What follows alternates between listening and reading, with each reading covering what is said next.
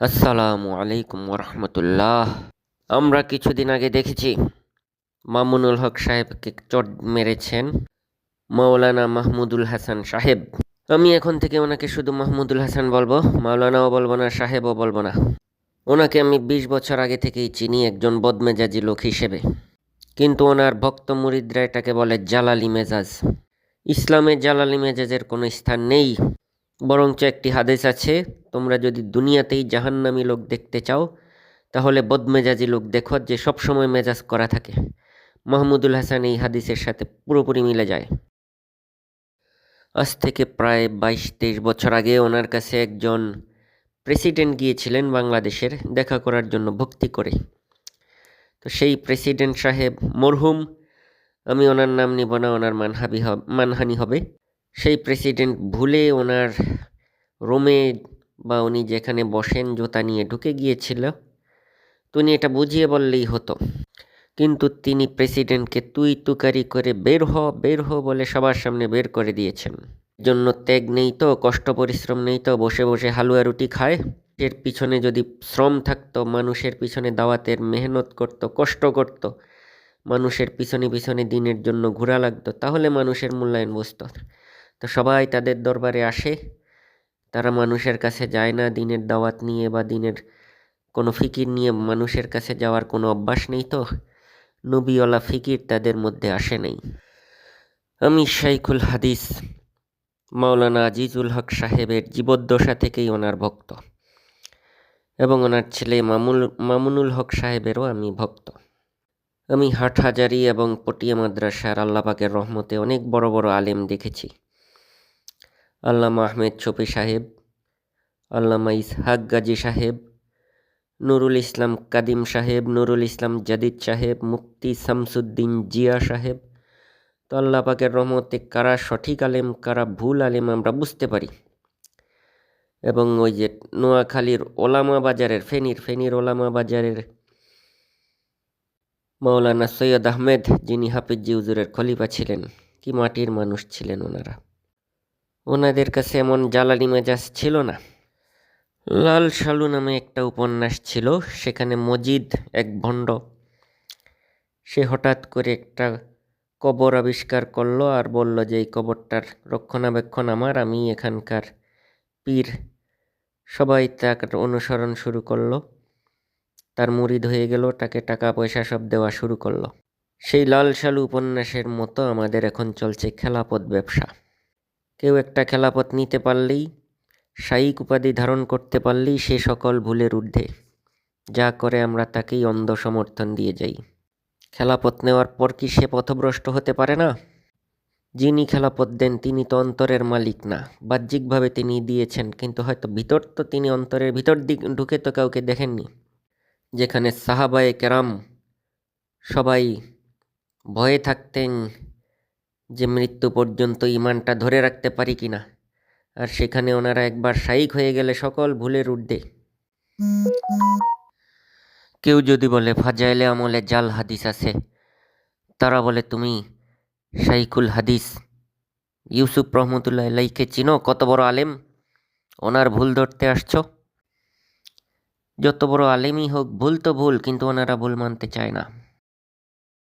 যে ভুল করবে তাকেই পরিত্যাগ করুন।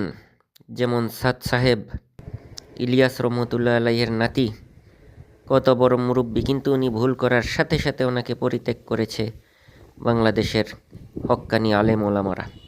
সেইভাবে মানুষকে পরিত্যাগ করার মনোভাব রাখুন। যাকে আপনারা যাত্রাবাড়ির শাইখ বলে চিনেন, উনি যদি ভুল করে ওনাকেও মুহূর্তের মধ্যে পরিত্যাগ করুন। আমাদের দেশে এক শ্রেণীর দালাল আছে, এই শাইখরা হাজারো ভুল করলেও খালি তাদের পক্ষে দালালি করে, যে না ঠিকই করছেন। চোখে দেখলাম থাপ্পড় দিয়েছেন, ওনারা বলতেছেন যে আদর করেছেন। আহা, শাইখ কি সুন্দর আদর করলেন মামুনুল হক সাহেবকে। থাম্বনেইল দেয়, হেডলাইন দেয় যে মামুনুল হককে আদর করলেন যাত্রাবাড়ির শাইখ। এই সমস্ত মিথ্যাবাদীরা ধর্মকে বিকৃত করছে। আমরা চোখে দেখি আলো আর এরা বলে অন্ধকার। আমরা চোখে দেখি এখন দিন, এরা বলে না এটা দিন না, এটাই রাত। তো তাদের কথাই আমাদের বিশ্বাস করতে হয়। এরকম দালালের একটা চক্র আছে, এদের থেকে সাবধান থাকবেন। আর জালালি মেজাজের একটা চক্র আছে, এই যাত্রাবাড়ির শায়েক একা নয়, ওনাদের একটা চক্র আছে জালালি মেজাজের, যারা মানুষের সাথে দুর্ব্যবহার করে, কিন্তু তারপরেও হাজার হাজার মানুষ এদের পিছনে পিছনে ঘুরে। আমি জালালি মেজাজের সবার নাম বলতে পারি, কিন্তু আজকে বলবো না, সামনের দিকে বলবো, সবার মুখ উন্মোচিত করে দেব, কাউকে ছাড়বো না ইনশাল্লাহ। খোলাফায়ে রাশেদা যখন ক্ষমতায় ছিলেন, খলিফারা যখন ভুল করতেন, তখন ওনাদের অধীনস্থ সাহাবায়ে কেরাম রাদিয়াল্লাহু আনহুম ওনাদের ভুল ধরে বসতেন। আর এখন আমাদের যারা একবার মুরব্বি হয়ে যায়, একবার আকাবিরিন হয়ে যায়, একবার শাইখ হয়ে যায়, তাদের ভুল ধরার সাহস কেউ রাখে না। এবার আসি চর মারার ব্যাপারটা। কেন চর মারলেন? শাইখে যাত্রাবাড়ি একটা প্রোগ্রামে গেলেন, মানে মাহমুদুল হাসান, সেখানে গিয়ে দেখলেন যে ভিডিও করা হচ্ছে অনুষ্ঠানটা। তখন তিনি বললেন, ভিডিও কেন বন্ধ করা হলো না? সবার সাথে রাগ ঝাড়াঝাড়ি, ওনাদের তো রাগী জালালি মেজাজ। তখন মামুনুল হক সাহেব ওনাকে থামাতে গিয়েছিলেন যে হুজুর ভুল হয়ে গেছে, আমরা ভিডিও সরাচ্ছি, যেভাবে একটা কথা বলতে চাচ্ছিলেন। তখন তিনি তার রাগ ধরে না রাখতে পেরে ওনাকে পরপর 2টা থাপ্পড় মেরেছেন। এখন মাসালায় আসি। ছবি তোলা বৈধ না অবৈধ? ছবি তোলাটা ছবি অঙ্কনের সাথে মিলে যায়, তো এই কারণে উপমহাদেশের যত আলেম আছেন, দেওবন্দি, ফুরফুরা, শর্ষিনার আলেমরা এটাকে নাজায়েজ মনে করেন, কিন্তু আরব দেশের আলেমরা এটাকে জায়েজ মনে করেন। মতবিরোধ আছে। অন্যের মতের প্রতি শ্রদ্ধাবোধ থাকতে হবে, অন্য মাওলানা, অন্য আলেমদের প্রতি। আর দ্বিতীয় হচ্ছে ভিডিও করাটা আরব এবং উপমহাদেশের সকল আলেমরাই একমত যে এটা বৈধ। ওনারা এটাকে তুলনা দেন শরবতে গ্লাসের মতো। গ্লাস হারাম নয়, গ্লাসে যখন শরবত নিবে তখন বৈধ, কিন্তু যখন মদ নিবে তখন অবৈধ। ভিডিও করাটা ওই রকম, খারাপ কিছুর ভিডিও করলে অবৈধ, আর ভালো কিছু করলে বৈধ। তো আলেমদের এই একটা মতামত, প্রায় অধিকাংশ আলেম। তো মাহমুদুল হাসান সাহেব হয়তো মনে করেন যে ভিডিও করাটাও অবৈধ, সেটা তার মত, কিন্তু তিনিও তার মতটাকে প্রতিষ্ঠিত করতে গিয়ে অন্যান্য আলেমদের মতটাকে পদদলিত করলেন। উনি শুধু মামুনুল হক সাহেবকেই থাপ্পড় দেন নাই, উনি বুঝিয়ে দিয়েছেন যে তোদের সব আলেমকে আমি থাপ্পড় মারি যারা এই মতবাদ পোষণ করে। তো কত বড় গোয়ার, আর নিজের প্রতি কত বড় দাম্ভিকতা, আর অন্য আলেমদের প্রতি কত তুচ্ছতাচ্ছিল্য। তো এই সমস্ত ভণ্ডদেরকে প্রতিহত করুন, যেখানে যাবে সেখানে তাদেরকে প্রতিহত করবেন। উনি যে এত হাদিস মানার ভান ধরলেন, নবীজি সাল্লাল্লাহু আলাইহি সাল্লাম হাদিসে স্পষ্ট বলেছেন যে গালে মারা নিষেধ। তো উনি কি এই হাদিসটা মেনেছেন? নবীজি সাল্লাল্লাহু আলাইহি সাল্লাম বলেছেন যে ছোটকে স্নেহ করে না, বড়কে সম্মান করে না, সে আমার উম্মতের দলভুক্ত নয়। তো উনি কি এই হাদিসটা আমল করেছেন? উনি কি ওনার ছোটকে স্নেহ করেছেন? এভাবে লাখ লাখ মানুষের সামনে থাপ্পড় দিয়ে উনি কি হাদিসটার পক্ষে কাজ করলেন না বিপক্ষে কাজ করলেন?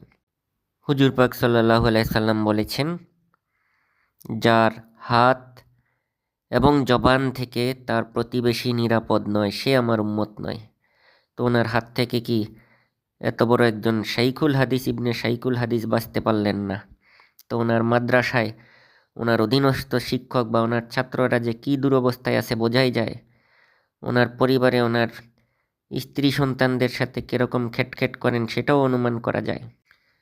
একজন লোক কতটা নিচু মনের, কতটা আগ্রাসী মনোভাবের হলে, মানে কতটা শক্ত হৃদয়ের লোক হলে একজন প্রায় মামুনুল হক সাহেবের বয়স আমার মনে হয় 60 বছর বা 60-এর কাছাকাছি হবে, এমন একজন বয়স্ক লোক শাইখুল হাদিস, ইবনে শাইখুল হাদিস, ওনার হাজার হাজার লাখ লাখ কোটি কোটি ভক্ত শিষ্য আছেন, ছাত্র আছেন, এরকম একজন মানুষকে থাপ্পড় দিতে পারে, তার মনটা কতটা পাষাণ বা কতটা নিচু পর্যায়ের বা কতটা পশু পর্যায়ের।